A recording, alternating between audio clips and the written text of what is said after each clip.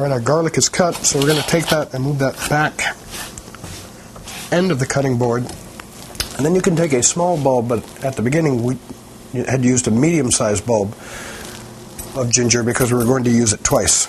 So again, there are little bumps on here, but this piece is a little bit smoother than the other, so if you would like, you can just take your peeler and go down it.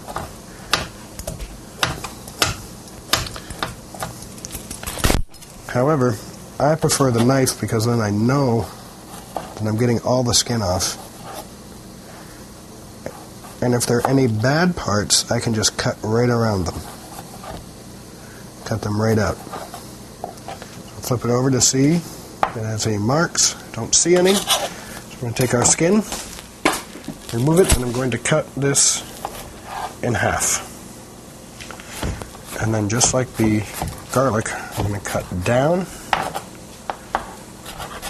and then across. I'm going to do the same thing to the other.